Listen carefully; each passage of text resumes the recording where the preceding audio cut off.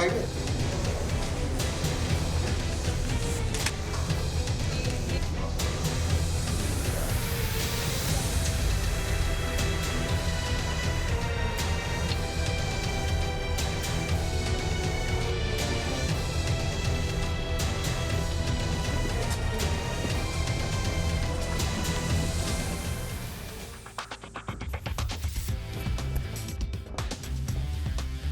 Halo pemirsa, selamat pagi. Bocah perempuan di Temanggung, Jawa Tengah tewas usai menjalani ruat perdukunan. Disebut kerasukan hantu genderuwo, korban harus jalani ritual pembersihan yang merenggut nyawanya. Saya, Rigita Verlina. Kita jumpa lagi di program Berita Kriminal. Bersama kita akan mengungkap dunia kejahatan dengan berbagai laporan kriminal di dalam sergap investigasi.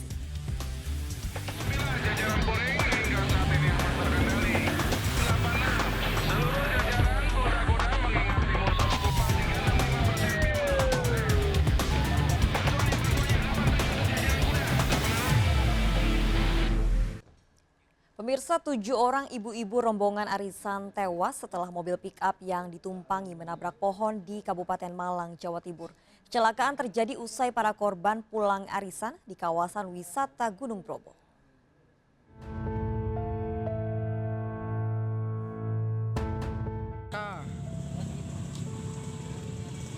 Mobil pick-up yang ditumpangi ibu-ibu rombongan arisan menabrak pohon di pinggir jalan di Desa Ringin Anom, Kabupaten Malang, Jawa Timur.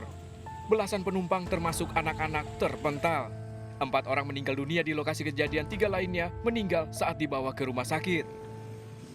Bahwa kendaraan ini pickup dari arah Ranupane Lumajang. Kebetulan mau pulang ke daerah Tegal Sari, Ledok Sari di Tumpang.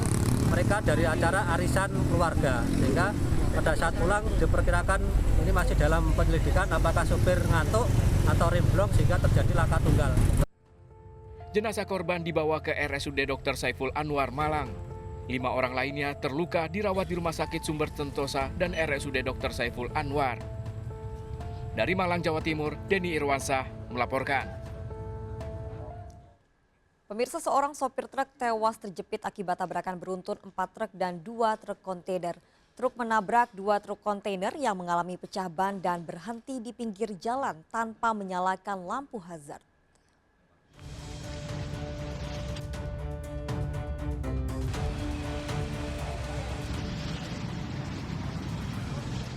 Kecelakaan beruntun melibatkan 4 truk roda 6 dan 2 truk kontainer terjadi di Jalan Samping Tol Reformasi Makassar, Sulawesi Selatan. Bermula saat 2 truk kontainer menepi di pinggir jalan karena mengalami pecah ban di bagian belakang namun tidak menyalakan lampu hazard dan memasang segitiga pengaman tanda darurat. Di saat yang bersamaan truk roda 6 melaju kencang menabrak truk kontainer yang berhenti, 3 truk di belakangnya ikut menabrak. Naas seorang sopir truk roda 6 tewas akibat terjepit. Butuh 30 menit untuk warga bisa mengevakuasi korban yang mengalami luka parah di perut serta patah tulang di kaki. Artinya kecelakaan beruntun ya Bu? Kecelakaan beruntun yang truk roda 6, yang truk yang ketiga mengalami korban dalam kondisi meninggal dunia di TKP. Itu sang supir ya Bu? Sopir. Supir ya. 1 korban tewas beserta sopir truk lainnya yang luka-luka dilarikan ke Rumah Sakit Sayang Rakyat. Truk dievakuasi ke posko Citra Unit Laka Lantas Polrestabes Makassar. Warga diimbau memasang lampu hazard dan tanda darurat jika menepi di jalan. Dari Makassar, Sulawesi Selatan, Wahyu Ruslan melaporkan. Pemirsa, belasan pemuda anggota geng motor mengeroyok seorang pria di pinggir jalan di kawasan Cicendo, Bandung, Jawa Barat. Aksi pelaku terekam CCTV. Penganiayaan ini merupakan aksi balasan setelah kelompok korban menganiaya seorang rekan pelaku.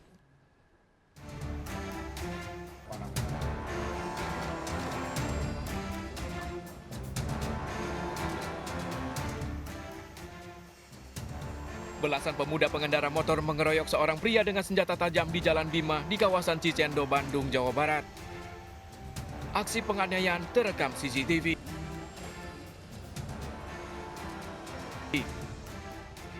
Saat itu korban yang akan kabur tak berkutik setelah motornya menabrak mobil yang terparkir di pinggir jalan. Pelaku lalu menyeret korban ke jalan dan membawa kabur motornya. Korban yang terluka dibawa warga ke rumah sakit.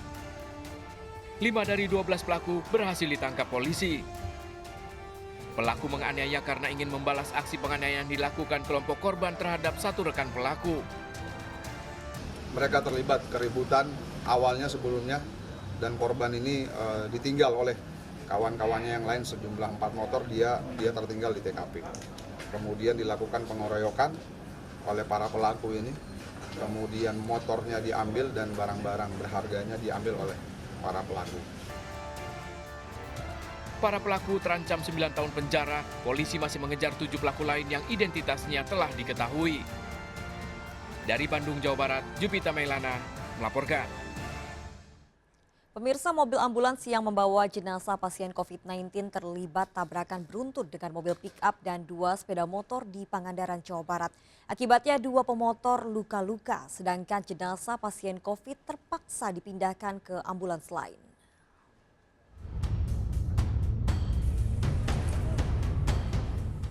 Tunggilis, ambulan yang mengantarkan jenazah. Ambulans yang membawa jenazah COVID-19 terlibat tabrakan beruntun dengan mobil pick-up dan 2 sepeda motor di Desa Tunggilis, Pangandaran, Jawa Barat. Akibatnya peti berisi jenazah COVID-19 dipindahkan ke ambulans lain untuk dibawa ke rumah duka di Padaherang. Tabrakan berawal saat sopir mobil pick-up yang melaju dari arah Banjar menuju Pangandaran terkejut lantaran mobil di depannya mengerem mendadak. Mobil pick-up lalu oleng ke kanan dan menabrak 2 pengendara motor serta ambulans dari arah berlawanan. Depan saya ada Grand Max. Dari sana, dari Pangandaran ada motor 2 ngawal ambulans. Otomatis yang motor itu posisinya nengah gitu. Nah, si Grand yang depan saya itu ngerem, ngedadak. Itu gimana itu? Grand Max ya jalan terus. Soalnya dia mah nggak kena. 2 pengendara motor yang terluka dibawa ke puskesmas terdekat, 1 diantaranya mengalami patah. Dari Pangandaran, Jawa Barat, Irfan Ramdiansyah melaporkan.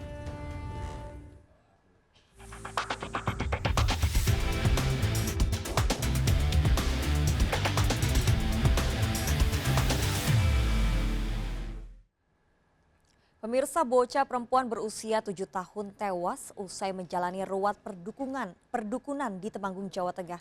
Korban dikatakan seorang dukun kerasukan hantu genderuwo dan harus menjalani ritual pembersihan agar menjadi anak yang baik. Saat ritual, korban justru tewas. Jasad korban disimpan selama 4 bulan di dalam kamar. Sang dukun menjanjikan akan kembali menghidupkan korban.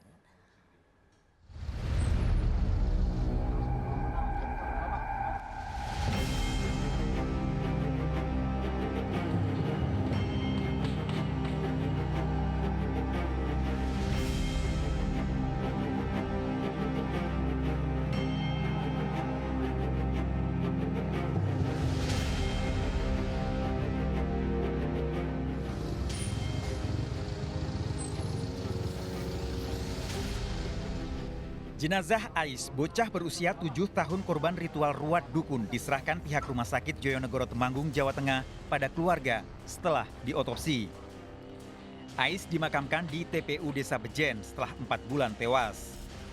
Kematian Ais hanya diketahui pasangan Marsidi Suartinah, orang tua korban, serta seorang dukun dan pembantunya. Mayat Ais disimpan dan dirawat dalam kamar karena diyakini akan hidup kembali. Kerabat dan tetangga korban tak pernah curiga ada mayat tersimpan di dalam rumah. Enggak menyangka, benar-benar saya nggak menyangka. Kok setik kalau memang benar-benar setik kayak itu saya nggak menyangka. Bilang itu ada tanda-tanda atau apa Enggak. Oh, anaknya normal. Kalau anak kecil nakal ke sini enggak, itu sudah biasa.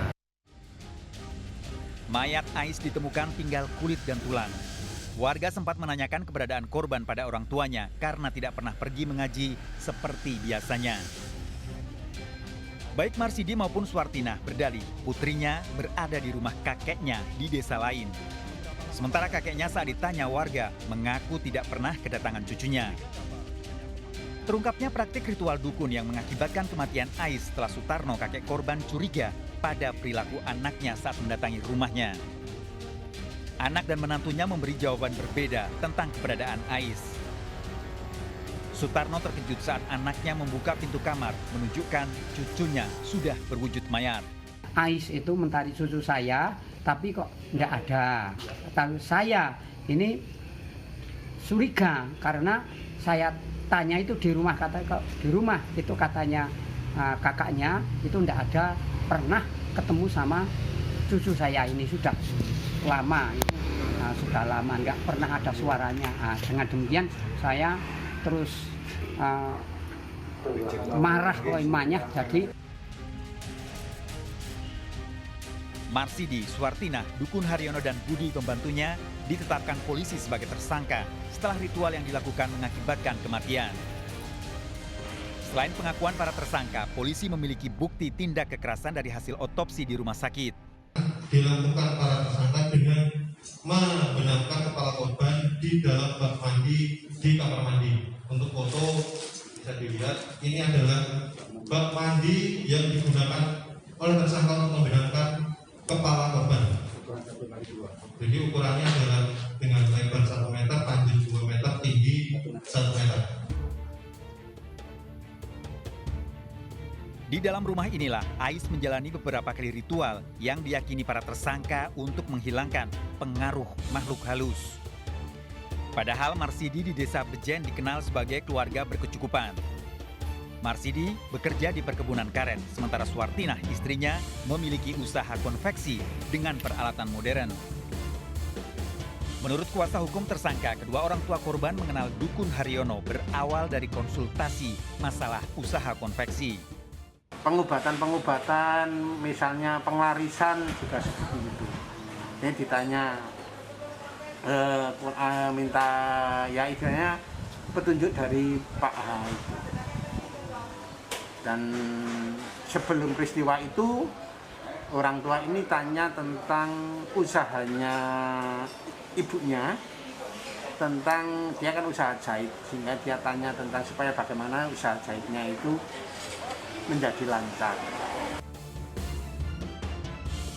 Bukan hanya ritual melancarkan usaha, Dukun Haryono kemudian menyinggung perilaku Ais yang dianggap berbeda dari anak lain.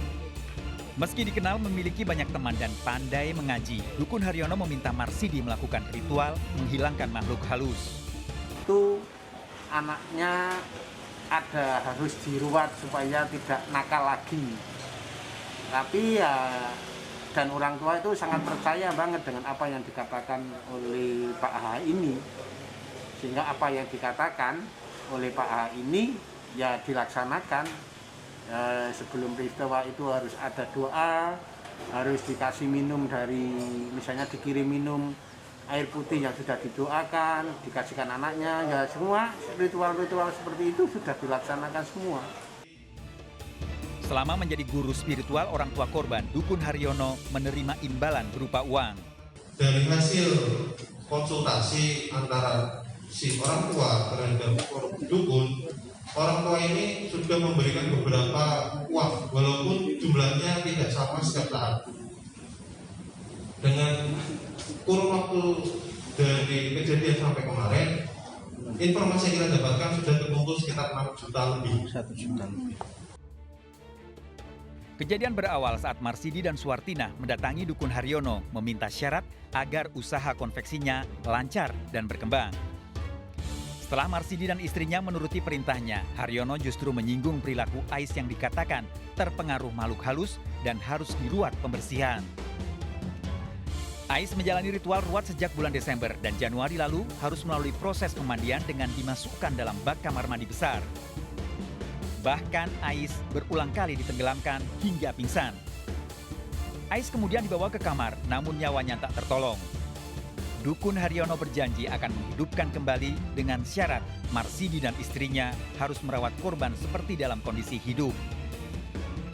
Mayat disimpan dalam kamar dan selalu ditutup, sementara Marsidi dan istrinya memberi pengharum ruangan dan menjaga mayat agar tetap bersih. Marsidi mulai menutup diri, bahkan warga yang akan bertemu istrinya menjahit baju harus membuat janji melalui media sosial.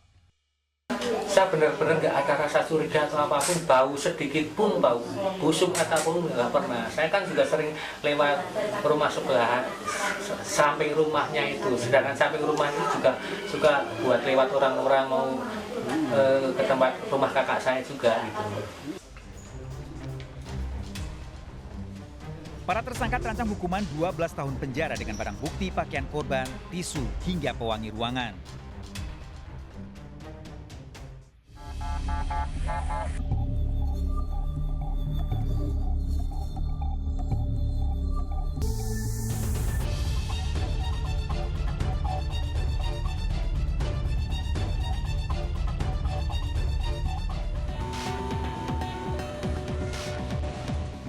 Mayat seorang wanita ditemukan para pekerja PT Pembangkit Listrik Jawa Bali yang akan membersihkan bekas bangunan mes di Jalan Karangkates, Sumber Pucung, Malang, Jawa Timur.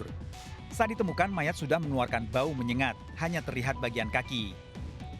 Setelah memeriksa 8 saksi, identitas mayat terungkap. Mistrin, seorang pemilik kios kelontong, tak jauh dari lokasi temuan mayat. Korban ini hampir tidak dikenali untuk wajahnya. Apakah ditemukan luka-luka? Untuk sementara karena tadi terpendam, jadi kita tidak bisa memastikan apakah dia ini terluka karena sudah terlalu lama. Dari identitas korban, polisi menangkap pelaku pembunuhan Mistrin yang tak lain Arif, anak kandungnya.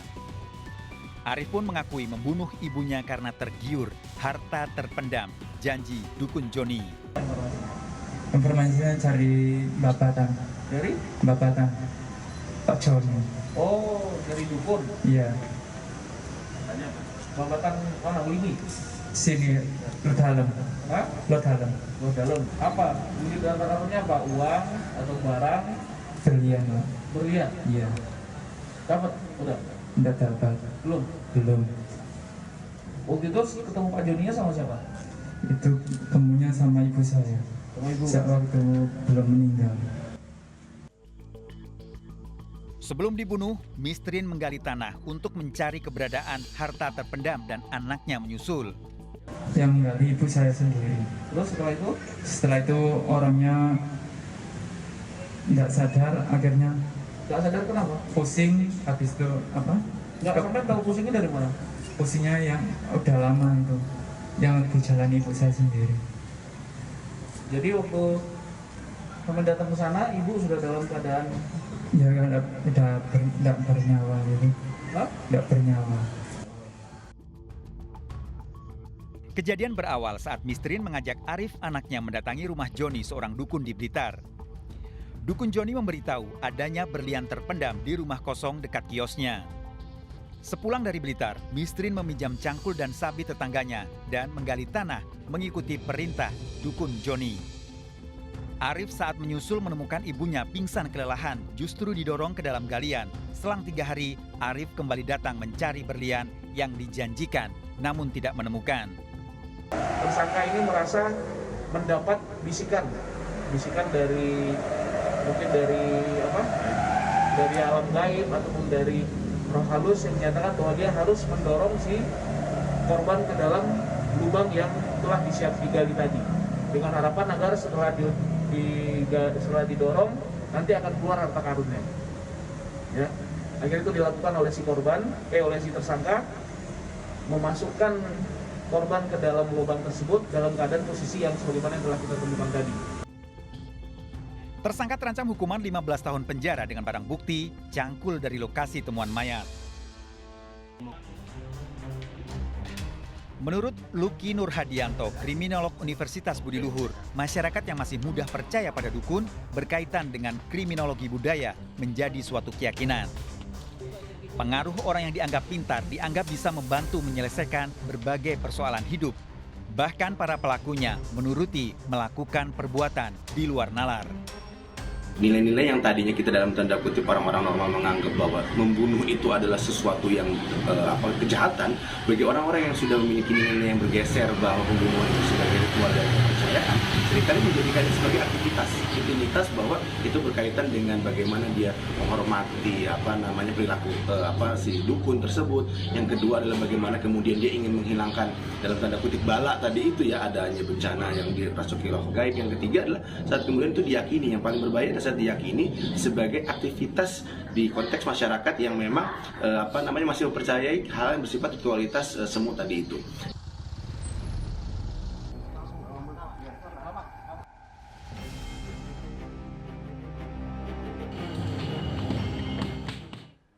Pemirsa, teror kolor ijo meresahkan warga Medan. Pelaku tanpa busana beraksi mengintip rumah wanita korbannya.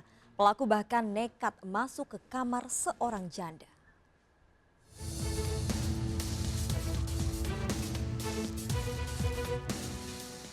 Seorang pria tanpa busana terekam CCTV saat mengintip rumah seorang wanita di Binjai, Medan, Sumatera Utara. Pelaku yang menutup wajahnya dengan kaos mondar-mandir di depan rumah korban. Pelaku misterius yang disebut kolor ijo oleh warga ternyata juga beraksi di rumah lain. Kian meresahkan, pelaku nekat memasuki kamar seorang janda 39 tahun warga desa Sendang Rejo Langkat. Diduga pelaku masuk dari pintu belakang rumah korban yang tak terkunci. Saat dikejar, pelaku menghilang dan meninggalkan kaos di lokasi. Angin kan di sini, pas dia berdiri gini kan otomatis udah terhalang kan, terhalang berasa gitu. Jadi saya balik arah gini, pas balik arah gini dia pun spontan langsung gini juga melompatin. Lampu ini langsung. hidup nggak? Hidup semua. Jadi Ibu nampak posisi dia? Nampak. Sama mukanya tertutup? Asli, mukanya aja yang tertutup, nggak bisa lah, cuman Minta tolong sekitar ada 5 kali lah. Jadi kami sama warga ya datangi tempat lokasi terus ngejarnya ke belakang.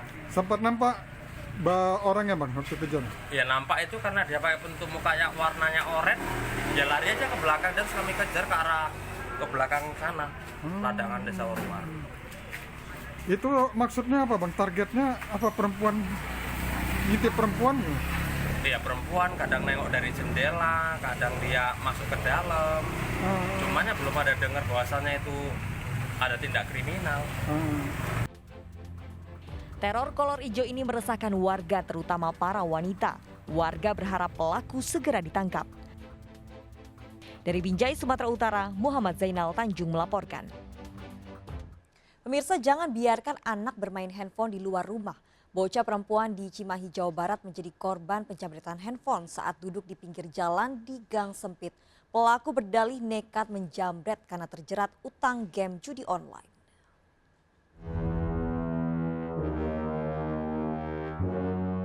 Seorang pria pengendara motor menjamret handphone milik seorang bocah perempuan yang sedang duduk di pinggir jalan di gang sempit di kawasan Melong, Kota Cimahi, Jawa Barat. Korban sempat mengejar pelaku hingga terseret beberapa meter dan mengalami luka di tangan dan kaki. Pelaku beraksi saat situasi sepi. Berkat rekaman CCTV, kurang dari 24 jam pelaku berhasil ditangkap polisi di rumahnya di Kabupaten Bandung. Pelaku mengaku nekat menjamret karena terlilit utang Rp400.000 akibat bermain game judi online. Pelaku ini mengambil handphone milik korban karena kebutuhan ekonomi, di mana pelaku mempunyai hutang yang dikarenakan dia bermain judi online. Pelaku menjual handphone korban secara online. Melakukan aksi ini sendirian atau ada teman kamu yang membackup? Sendirian Pak. Hah? Sendirian. Terus kamu jual kemana handphone si korban itu? Jual di Facebook Pak. Jual di Facebook. Seharga berapa? Seharga Rp1.450.000. Dari tangan pelaku disita barang bukti 1 motor. Pelaku terancam 9 tahun penjara. Dari Cimahi, Jawa Barat, Yuwono melaporkan. Pencurian kaca spion mobil yang terparkir di pemukiman warga di Jelambar, Jakarta Barat terekam CCTV. Pelaku yang mengendarai motor beraksi hanya dalam hitungan detik.